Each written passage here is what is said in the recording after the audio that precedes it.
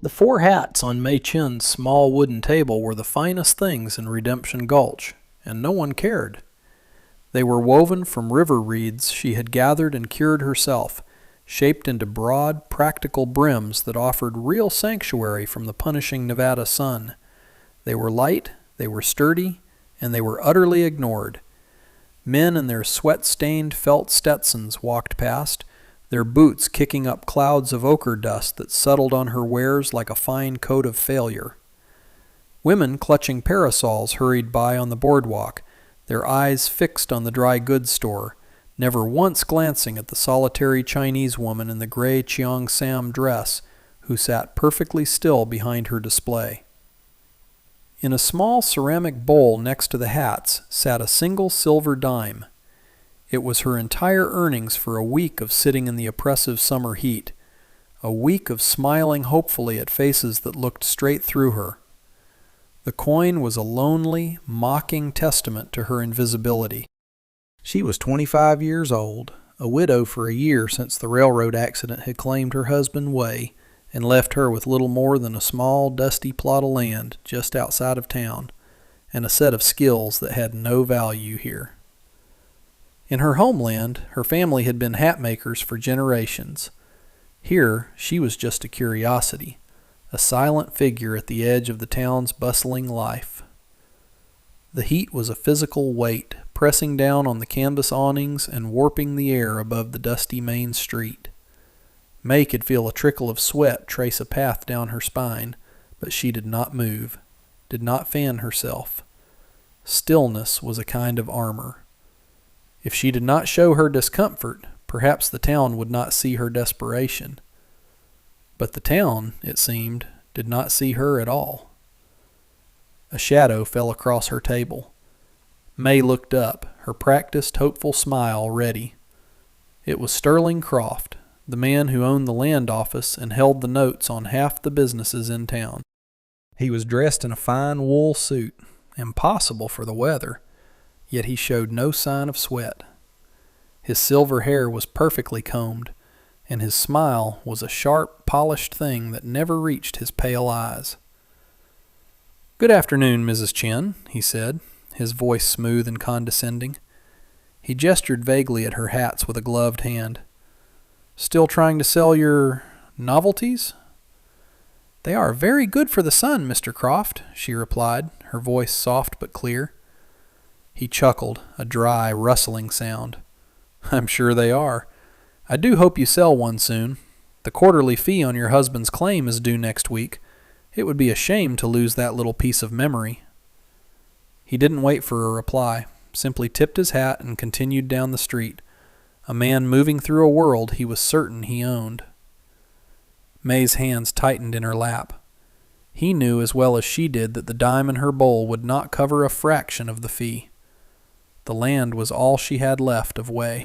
It was barren, rocky, and seemingly worthless, but it was hers. Losing it would mean being truly adrift, a prospect that chilled her more than the summer heat. She watched Croft disappear into the saloon and felt the fragile shell of her composure begin to crack. The sun beat down, the dust swirled, and her 4 perfect hats sat unsold.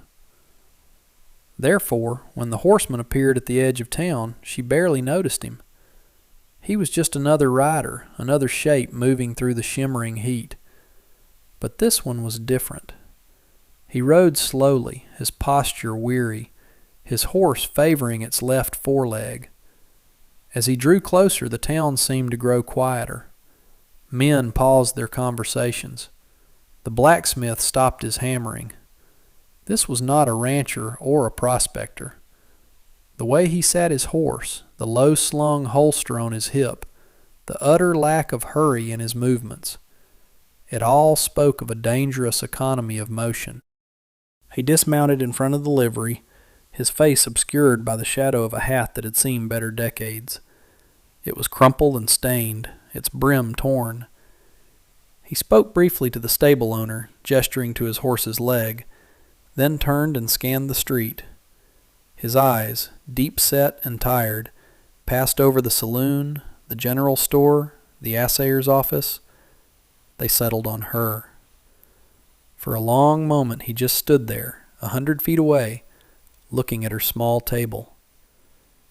May felt a prickle of unease. Men like him usually meant trouble. But he did not look menacing, only exhausted. He took off his ruined hat and ran a hand through his dusty hair before letting the hat fall to the ground. Then, with a slow, deliberate gait, he started walking towards her. The entire street seemed to hold its breath. A gunslinger, a man whose reputation likely preceded him in whispers and rumors, was walking directly toward the invisible Chinese woman. He stopped in front of her table, his shadow finally offering her a moment of shade. He was taller than she had realized, with a lean, hard frame. His face was weathered, his jawline sharp beneath a layer of stubble, but it was his hands that caught her attention. The knuckles on his left hand were a network of old, white scars, as if they had been broken and reset more than once. He looked down at the 4 hats, his expression unreadable. He didn't speak, just reached out a calloused finger and lightly touched the brim of the widest one. He traced the intricate pattern of the weave, his touch surprisingly gentle. "This is good work," he said, his voice a low rumble, rough with disuse. May found her own voice after a moment. "Thank you." He picked it up. It was a simple design, with a flat top and a generous brim that would shield a man's neck and face completely. He turned it over in his hands, examining the stitching, the way the reeds were perfectly joined. Then he did something that made a soft gasp ripple through the onlookers on the boardwalk. He put it on his head. He adjusted the fit, tilting it slightly. It settled perfectly. He looked at her, his tired eyes now shaded by her handiwork. "How much?" he asked. $2, she said, the price feeling impossibly high on her tongue. He didn't haggle. He reached into his vest pocket and pulled out a small leather pouch. He untied it and tipped 2 heavy silver dollars onto the table. They landed with a solid, definitive clink, scattering the dust and making her lonely dime seem insignificant. "I'll take it," he said. He nodded once, a gesture of finality, and turned to walk back towards the livery, leaving his old, ruined hat lying in the street. The spell was broken. A murmur went through the crowd. A rancher who had passed her table a dozen times that morning now edged closer, squinting at the 3 remaining hats. "Say, are those cool to wear?" he asked. Before May could answer, another man chimed in. "If it's good enough for Jasper Thorne, it's good enough for me." So that was his name, Jasper Thorne. The name hung in the air, heavy with unspoken stories. May looked at the 2 silver dollars gleaming on her table, then at the back of the man wearing her hat, a man who, in a single, simple transaction, had made the whole town see her for the first time. But she could not yet know that the attention he had drawn was a double-edged sword, and that Sterling Croft had been watching the entire exchange from the shadows of the saloon doorway. The change was immediate and startling. Within the hour, May had sold the other 3 hats. Men who had ignored her for a year were now pressing dollar coins into her hand, asking when she would have more. She promised to return the next day, her heart a confusing mix of elation and apprehension. The money was a relief, a tangible reprieve from the pressure of Croft's deadline. But the attention was unsettling. It was all because of him, because of Jasper Thorne. She saw him again later that afternoon, sitting on a bench outside the blacksmith's forge, patiently waiting while his horse was being tended to. He wore her hat, angled low against the afternoon sun. He seemed content to be still, a man at home in his own silence. He didn't look like a killer, but she had seen the way the other men gave him a wide berth, the respectful fear in their eyes. As she was packing her empty table to leave, trouble found her, as it so often found those who had just begun to hope. 2 burly freight hands, men she recognized as frequently in the company of Sterling Croft, swaggered over to her. One of them, A thick-necked man with a cruel mouth grinned at her. "Well, well, look at the little China doll finally making a sale," he sneered. His partner laughed, a harsh, grating sound. "Heard that gunman Thorne bought one of your little baskets," the second man said. "Guess he ain't got no taste." May kept her eyes down, focusing on folding the cloth that had covered her table. She had learned long ago that engaging with men like this was a mistake. Silence was her only shield. But her silence seemed to provoke them. The first man kicked the leg of her table. It wasn't a hard kick, but it was enough to send it crashing over.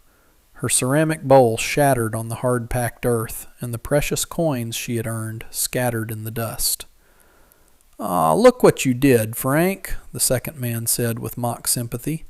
"You made her drop her fortune." May knelt, her movements stiff and deliberate. She would not give them the satisfaction of her tears. She began to pick up the coins, her fingers trembling slightly as they brushed against the dirt. This was the true nature of the town, she thought. A moment of kindness was always followed by an act of casual cruelty. "Leave her be," a low voice commanded. May looked up. Jasper Thorne was standing there, not 10 feet away.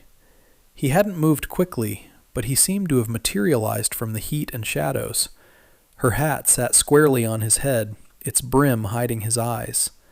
Frank, the thick-necked man, turned and spat in the dust. "This ain't your concern, Thorne. Just some town business." "You knocked over the lady's table," Jasper said. His voice was flat, without inflection, yet it carried an unmistakable weight. "You'll pay her for the damages, and you'll pick up her table." Frank and his companion exchanged a look, a silent communication of bravado and stupidity. Frank took a step forward, puffing out his chest. He was a good 6 inches taller than Jasper and outweighed him by 50 pounds of muscle and fat. "Or what?" Frank challenged. "You gonna shoot me over a broken bowl?" Jasper didn't answer. He just stood there. That stillness was more unnerving than any threat. Frank, mistaking silence for weakness, decided to press his advantage. He swung a clumsy, powerful fist aimed at Jasper's head. What happened next was a blur of fluid motion. Jasper didn't draw his gun. He didn't even seem to move his feet. He simply swayed back, letting the punch whistle past his ear. As Frank's arm overextended, Jasper's scarred left hand shot out, not in a punch, but with an open palm. He caught Frank's elbow, and with a slight twist of his body, used the man's own momentum to guide him forward. Frank stumbled, lost his balance, and plunged head first into the horse trough beside the blacksmith shop with a tremendous splash. The second man stared, his mouth agape. He had his hand halfway to the hilt of the large knife on his belt, but he froze as Jasper's gaze fell upon him. Those tired eyes were no longer tired. They were cold and sharp, and they held a promise of swift, efficient violence that the freight hand understood on a primal level. "Pick up the table," Jasper said again, his voice still quiet. The man scrambled to obey. He righted the table, his hands shaking. Frank sputtered and clawed his way out of the trough, soaked and humiliated. The entire street, which had gone silent at the first sign of conflict, was watching. Jasper walked over to where May was still kneeling. He bent down and began helping her collect the scattered coins, his large, calloused fingers surprisingly deft. He placed them gently in her palm. Just then, Sterling Croft emerged from his office, his expression one of deep concern. "Gentlemen, gentlemen, what is all this commotion?" He strode over, his polished boots stopping inches from May's hands. "My sincerest apologies, Mrs. Chen. These men work for my freight company. I cannot imagine what came over them." He shot a venomous glare at the two soaked and humbled thugs. "You will apologize to the lady and compensate her for this disgraceful display." He then pulled a $5 gold piece from his pocket and pressed it into May's hand. "For the broken bowl and your trouble." It was a performance, and everyone knew it. He was asserting his authority, turning the situation to his advantage. but as he straightened up, his gaze met Jasper's. For a fleeting second, the mask of the concerned gentleman slipped. May, standing now, saw it clearly. Croft's eyes weren't on Jasper's holstered pistol. They were fixed on his scarred left hand, the one that had so expertly dispatched Frank. A flicker of something, not just anger, but a cold, sharp recognition, passed across Croft's face before he concealed it again. He knew that hand, or what it represented. What had started as a simple act of kindness over a hat had now become something far more complicated and dangerous. Jasper Thorne had not just bought a hat. He had bought into her trouble, and in doing so had drawn the focused, malevolent attention of the most powerful man in town. Later that evening, as the sun bled across the horizon, casting long shadows that cooled the scorched earth, Jasper found May near the edge of town, where she had tethered her small cart and mule. She was carefully packing her newly repaired table, her movements economical and precise. He approached quietly, stopping a respectful distance away. The hat she had made for him was in his hands, not on his head. "I wanted to apologize, ma'am," he began, turning the hat's brim over and over. "I seem to have brought you the wrong kind of attention." May paused her work and looked at him. In the fading light, he looked less like a fearsome gunslinger and more like a man carrying a heavy burden. "You did not bring it, Mr. Thorne. It was already here. You only made it visible." "Call me Jasper," he said, "and it seems to me that visibility is a dangerous thing in this town." "Being invisible is also dangerous," she countered softly. "It allows men like Mr. Croft to believe they can do as they please." He nodded, conceding the point. He watched her for a moment, the way her hands moved with such purpose. "Why do you stay here, Mrs. Chinn? This place, it doesn't seem to value what you have to offer." A wave of weariness washed over her, so profound it was almost physical. She leaned against the cart, the story of her life in this town feeling too heavy to hold inside any longer. "My husband Way is buried here," she said, her voice barely a whisper. "He worked on the railroad. He saved every cent to buy a small homestead claim just north of here. He believed in this place. He believed in the promise of the land." She looked down at her own hands. "It is the only thing that is mine. In this whole country, the only piece of ground that belongs to me." Jasper was silent for a long time, his gaze distant. He seemed to be looking at something far beyond the dusty streets of Redemption Gulch. He finally raised his left hand, examining the scarred knuckles in the twilight. "I understand that," he said, his voice thick with a sudden raw emotion that surprised her. "Wanting to hold on to the one thing that's yours." He took a deep breath. "My family had a farm back in Ohio. Good land. We worked it for 2 generations. Then a man came. A smooth talker like your Mr. Croft. He had papers, fancy words. He convinced my father to sign a loan against the farm for new equipment. The contract was a lie. The interest rates were impossible. He took everything. The land, the house, all of it. All with a piece of paper and a smile." He looked directly at her, and the pain in his eyes was so plain, so unshielded, it made her ache in sympathy. "My name isn't Thorne," he said quietly. "It's Miller, Jacob Miller. And the man who signed that paper, the man I've been tracking for 3 years, his name was Sterling." The pieces clicked into place with horrifying clarity. The way Croft had looked at Jacob's hand. It wasn't just a hand. It was a signature, a history of a past crime that had just walked back into his life. Sterling Croft was the man who had destroyed Jacob Miller's family. Jacob. The name felt more real, more solid than Jasper, touched the brim of the hat he held. "This is good work," he repeated, just as he had that morning. "It's honest. A man like Croft, a man who builds his life on tricks and lies, He wouldn't understand a thing made with this much care. The hat was no longer just a hat. It was a bridge between them, a symbol of a shared understanding that ran deeper than words. They were two different people, from two different worlds, bound together by the same enemy, and a mutual respect for things that were honestly made and dearly held. The next morning, Croft made his move. He didn't send his thugs this time. He sent the law. The territorial marshal, a portly man named Blevins, whose loyalty to Croft was an open secret, arrived at May's small rented room behind the laundry. He carried a document with an official-looking seal. "Mrs. Chen," he said, not bothering with pleasantries, "this is a notice of lien against your property. It seems your late husband co-signed a rather substantial loan for mining equipment with Mr. Croft. The loan is in default." He handed her the paper.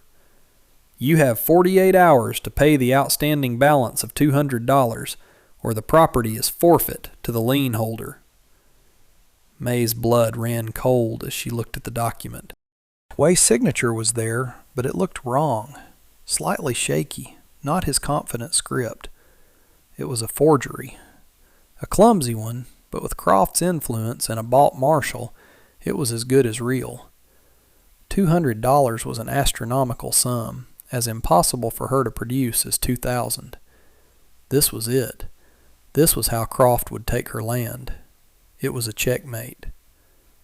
She could run, pack her few belongings, and disappear on the morning freight train, just another anonymous victim of the frontier. But the thought of Way's grave, of the one piece of earth that was theirs, made her stand her ground. Her fear was a cold, hard knot in her stomach, but beneath it a different feeling was taking root, a quiet, stubborn fury. She made a decision.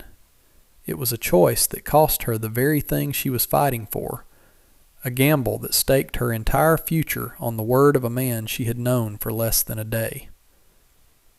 She took the deed to her land from the small wooden box where she kept her few treasures.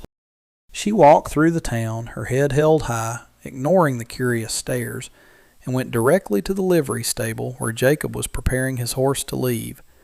He saw her coming and paused, a question in his eyes. She didn't waste time with explanations. She held out the folded, precious document. "This is the deed to my land," she said, her voice steady. "Mr. Croft just served me with a false eviction notice. He wants it badly." Jacob looked from the deed to her face. "Why are you showing this to me?" "Because my husband was a clever man," she said, tapping the paper. "Before he died, he told me something. He was a railroad surveyor before he was a laborer. He knew the land. He told me there is a spring on the north end of our property. A small one, but it runs year-round, even in the dry season." He marked its location on the back of this deed. She unfolded it, revealing a small, hand-drawn map on the reverse with a single X marked in faded ink. "Water is more valuable than gold in this territory, Mr. Miller. A man like Croft doesn't want the dirt. He wants the water. That is why he is trying to steal it." She pushed the deed into his hand. "You are hunting him for what he did to your family. I am fighting him for what he is doing to me. This is the only weapon I have. Use it. It is all the help I can give you." He stared at the deed, then back at her, a look of profound astonishment on his face. She was giving him her last possession, the very anchor of her life, trusting him to use it not just for her, but for his own quest for justice. It was an act of faith so absolute it left him speechless.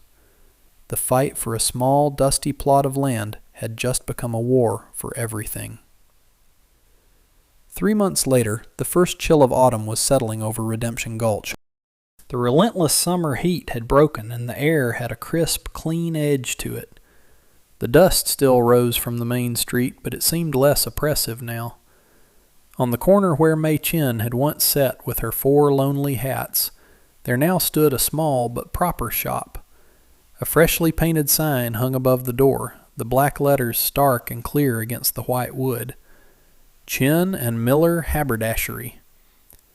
Inside, the shop was warm and smelled of cured reeds, canvas, and leather. Rows of hats lined the shelves, each one a testament to May's skill.